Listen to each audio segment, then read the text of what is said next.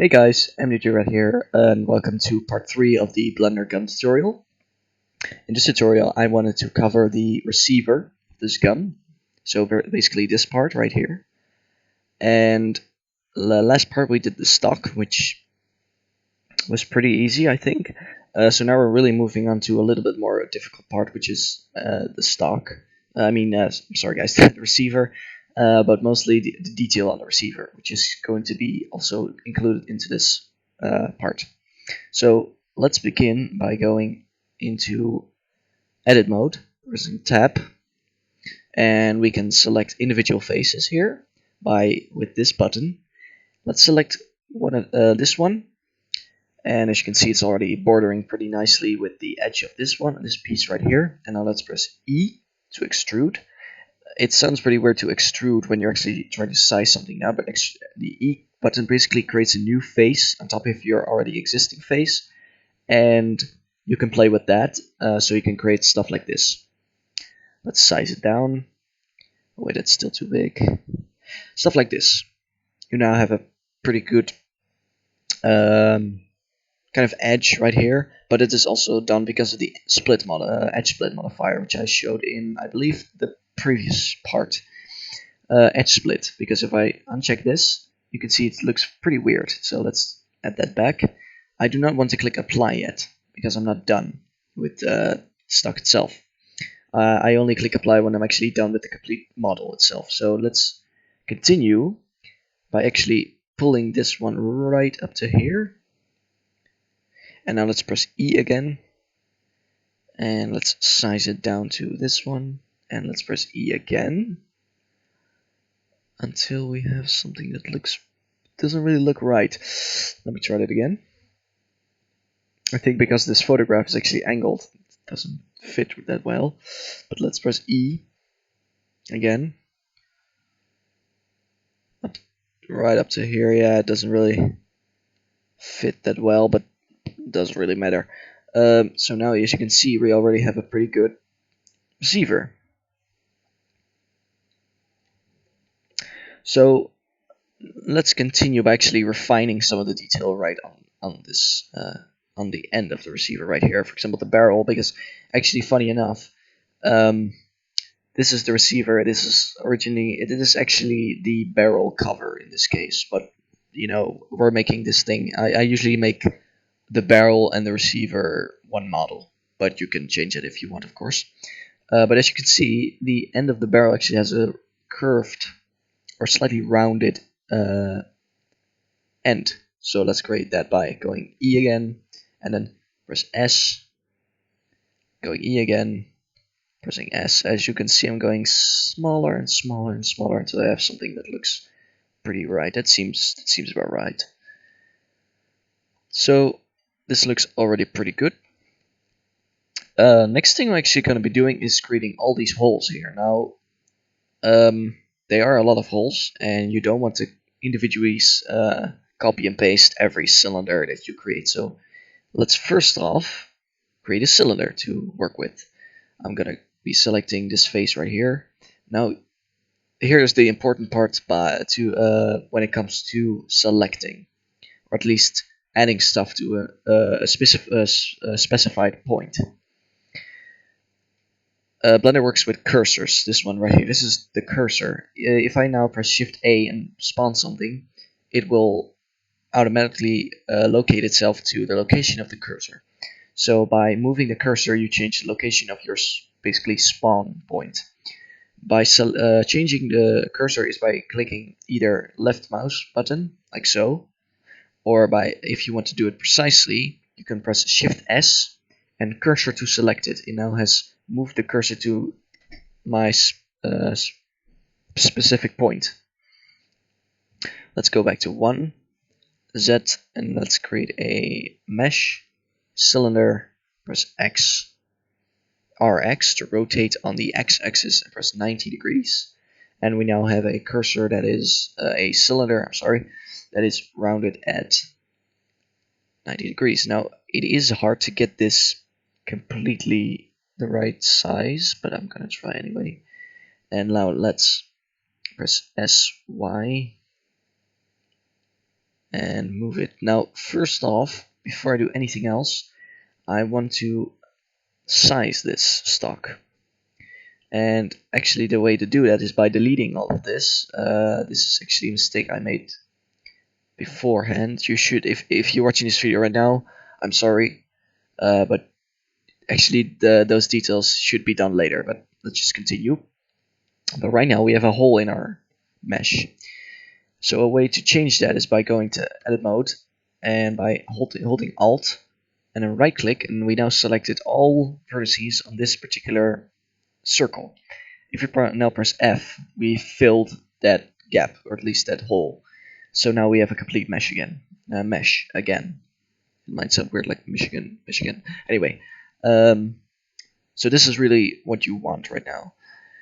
I do not know how thick the barrel cover in this case is, or the barrel shroud.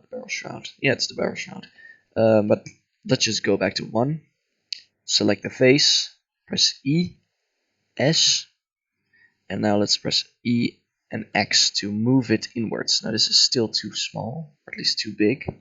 It's a little bit better. No, that's still too big, too small. Yep, that is about it. Let's now move this baby all the way up to here. I don't know how long this thing is, so I'm just gonna end it here.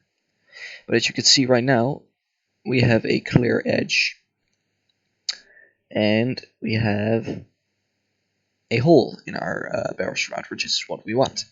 Now let's get back to that cylinder, and let's move that up to about here. Or at least I want to move it up all the way up to here, because we are going to do something I generally call a chain modifier. I call it, that's not the official name, but it's usually, it really looks like what I'm doing is, it looks like a chain. So let's smooth this one out. Let's go back to 1. And now go to modifier, press array. And I see that we are going the wrong way, so let's RY, I believe, 180. There we go, yeah. So we're now going the right way. Now you might notice that it collides with each other. We don't want that. We want a space in between here. So let's go to this setting right here, and let's increase this amount until we have something that looks similar to what we want. There we go. So we now see we have equal spacing between them, and now let's press increase this number. Now you might notice that it doesn't look incredibly like, for example, it's off here. It's a little bit off, so let's change that to 6.5. See what that does. Now it doesn't really do a good job at this point. Yeah, how do I fix this? 1.7 maybe? Still not there. Let's write 6.9, 6.8. You just have to move puzzle with these settings a little bit until you have kind of what you think is the right location, the right position. Yeah, location position is kind of the same thing. Anyway, so as you can see right now, I have a lot of cylinders, but I don't have to move them all individually from place to place, although I am seeing something that I have to move these things up to about here, because our offset, our picture is a little bit off of our model. It doesn't really matter. You just have to keep I mean, modeling in general is not really 100% accurate. No 3D models are 100% accurate unless you have a live replica of your gun, and you can change. You have like a, I don't know,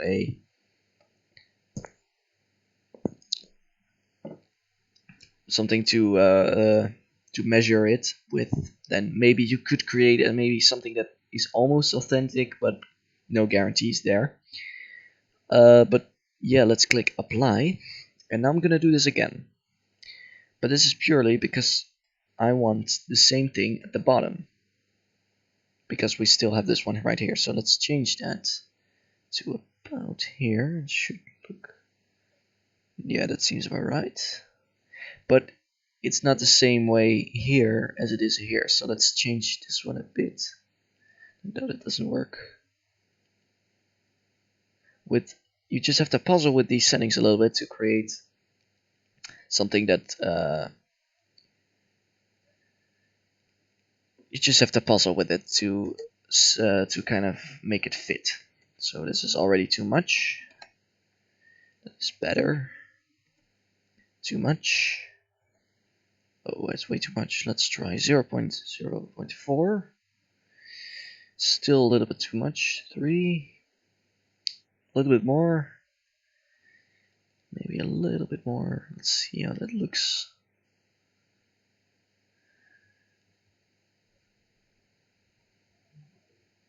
Well, actually, the important thing is that you, in this case, that you follow a.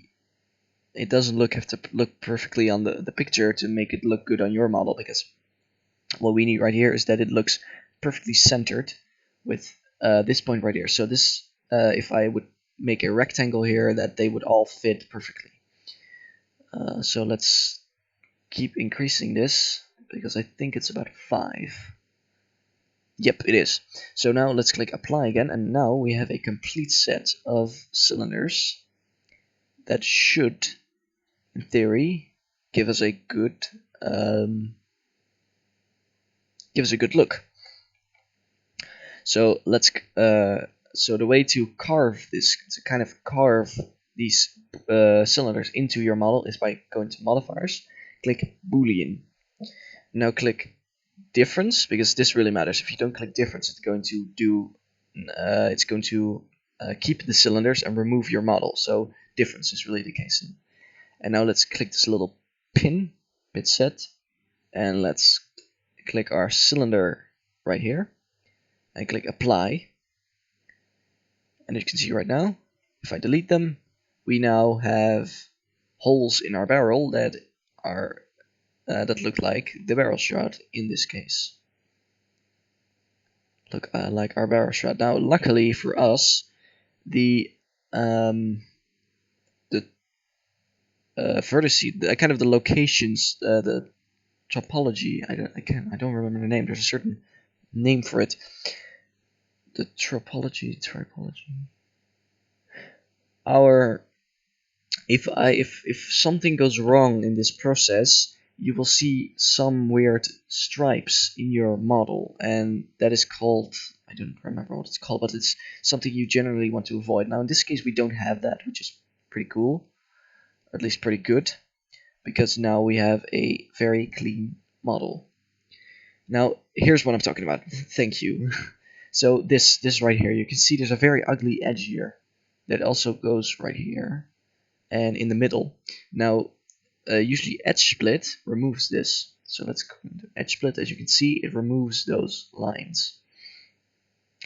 And or if what you also could do is go to edit mode, press A and then W and then remove doubles. Let's see what that does right now. But it doesn't have any doubles in it. So a double is kind of a piece of, something is wrong here. One second, guys. No. Nah, no matter. Doesn't matter. Anyway, continuing. If you have those lines in your model and you import it into something like Unity or Roblox or Unreal Engine, you're going to see those lines. It's a shading issue, and you are going to see that. So you pretty much always want to remove those lines unless you're really going for that look. But yeah, I'm gonna wrap it up for this tutorial, guys, for part 3. I hope you enjoyed the video, hope you learned something, and see you guys in part 4. Thank you for watching.